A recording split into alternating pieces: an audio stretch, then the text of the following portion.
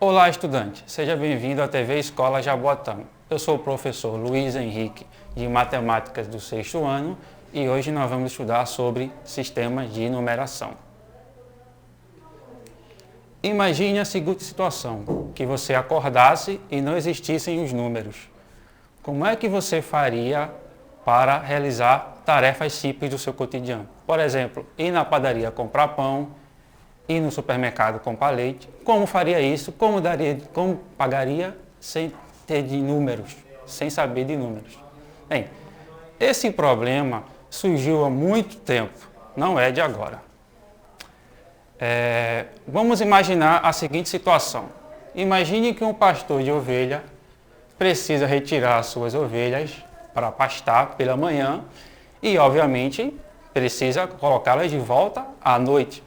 Como é que ele faria para contar, para saber se nenhuma ovelha se perdeu no meio do caminho entre a manhã e a noite? Para resolver esse problema, veja a situação, veja como o pastor resolveria. Para cada ovelha que saísse dentro do cercado, ele colocaria uma pedra dentro de um saquinho. À noite, para cada ovelha que voltasse para o cercado, ele retiraria uma pedra do saquinho. Se não sobrasse nenhuma pedra do saquinho, significaria que nenhuma ovelha se perdeu pelo caminho. Assim que ele resolveria esse problema. Mas veja que é uma resolução um pouco complicada, usando pedras ou outros símbolos. Pensando nisso, muitas civilizações desenvolveram o que chamamos de sistemas de numeração. Mas afinal, o que é um sistema de numeração? O sistema de numeração é um sistema utilizando símbolos e regras, tá, que usam para representar situações dessas de contagem do cotidiano. Várias civilizações ao longo da história tiveram o seu sistema de numeração. Nós vamos conhecer alguns sistemas mais importantes aqui que nós vimos e que desses sistemas nós aprendemos muito o que temos hoje, né? Começamos pelo sistema de numeração babilônico. O sistema de numeração babilônico, como mostra aqui a tabela, ele utilizava dois símbolos. O cravo, representado por este símbolo aqui, e a asna, representada por este símbolo deitado aqui, para representar os números. Vejamos como funcionava o sistema de numeração babilônico. Vamos escrever o número 136 no sistema de numeração babilônico. Como nós vimos anteriormente, cada cravo representava 1 e eles iam de 1 até o 59 com esses símbolos aqui utilizando no algarismo. Na hora de representar o símbolo, como é que a gente faria? Bem, temos o 136, que seria 120 mais o 16. Como 120? Cada um desse cravo aqui, como ele tem essa separação indicaria que cada um desses cravos aqui representa 60. Esse símbolo aqui, como nós vimos anteriormente, é a representação do 16. Portanto, representaríamos 60 e 60, no total 120, e o 16, totalizando os 136. Essa é a forma como eles utilizavam o seu sistema de numeração, né, para representar esses números aí. Vamos ver um outro sistema também muito conhecido que é utilizado, o sistema egípcio. O sistema egípcio utilizava desses símbolos que estamos vendo aqui. O bastão, para representar o número 1. O contorno de calcanhar, para representar o número 10. A flor de lótus, para representar o número 1000. O dedo apontado, para representar o número 10.000. E o peixe, em alguns livros você pode encontrar como um girino, vamos ver adiante, para representar 100.000. E o homem ajoelhado, para representar 1.000.000. Vamos ver alguns exemplos de como representaria alguns números utilizando esses símbolos. Veja bem, aqui temos o número 1, né, representado por um bastão que nós vimos. Para representar o 10, o contorno, né, que nós vimos também anteriormente. Vamos imaginar que a gente represente o número 200. Então, como vimos anteriormente que a corda, né, o rolo de corda valia 100, para representar 200, utilizaríamos 2 rolos de corda. Como vimos também anteriormente que a flor de lótus representa 1000, para representar, por exemplo, 3000, utilizaríamos 3 flores de lótus. Lembrando que esse sistema ele não é posicional, ou seja, o símbolo não depende da posição que ele está. Vamos ver aqui alguns exemplos. Representar o número 1324 utilizando o sistema de numeração egípcio.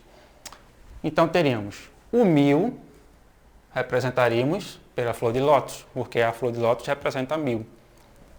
Os 300, cada um dos 100, dos 300, representado pela corda enrolada, porque cada corda enrolada representa 100. Os 20, né, daqui das dezenas, representaríamos pelo contorno dos tornozelos, que vimos lá na tabela anterior. E cada um dos 4 unidades representaríamos por um bastão. Dessa forma, com essa simbologia aqui, era utilizada para representar o número 1324. Vejamos mais alguns exemplos. E aqui, relembrando a nossa tabelinha que nós vimos lá, tá? Vejamos o exemplo A. O exemplo A traz uma corda enrolada, um dedo apontado e 2 bastões, certo? Olhando pela tabela, vimos que a corda enrolada representa 100, o dedo apontando representa 10.000 e os 2 bastões, cada um representa 1, no caso 2.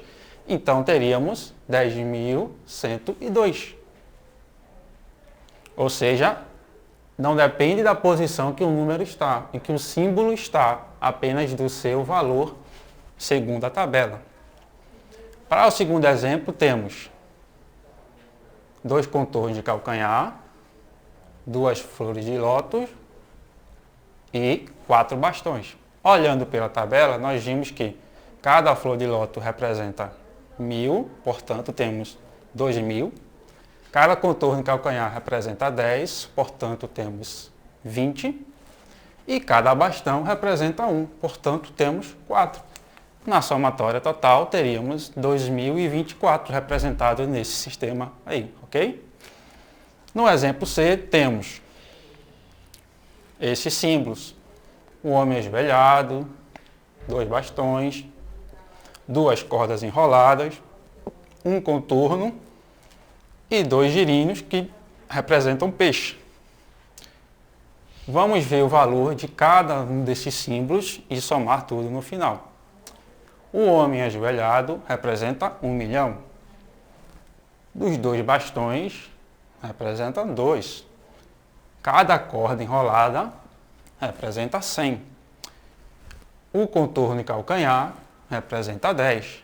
E cada girino ou peixe representa 100.000.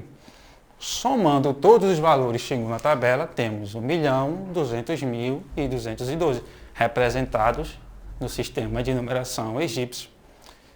Para finalizar, temos 5 bastões, uma corda enrolada e um contorno de calcanhar.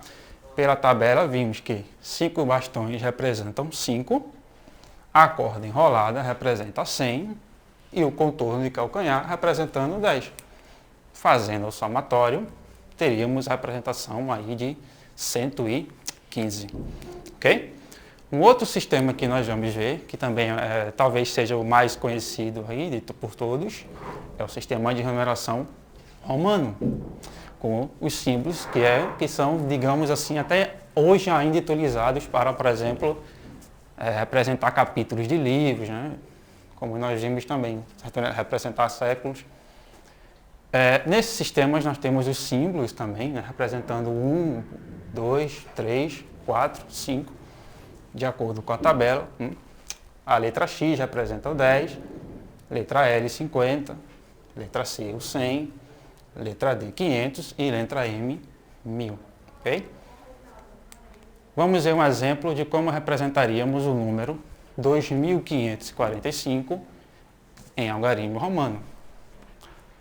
Esse esse sistema, diferente do sistema egípcio, ele sim, a posição do número é levada em conta. Por exemplo, o número 2.545 nós podemos separar na parte do 2.000, na unidade de milhar, 500 na parte das centenas, 40 nas dezenas e 5 nas unidades.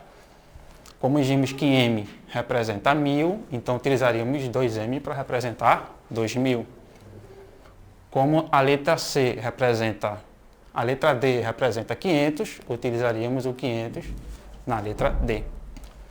O 40 é 50, que é a letra L, com o X anterior, que representa essa subtração, e o 40. E o 5, representado pela letra V. Portanto, essa seria a representação do número romano, em numeração romana, do número 2545. Como um desafio para nosso próximo encontro, vejamos como escreveríamos esse número que está aqui. Que número nosso, o número nosso cotidiano em representação decimal, seria o número certo para representar essa simbologia que está aqui. No nosso próximo encontro, vamos responder a esse desafio. Um abraço e até o nosso próximo encontro.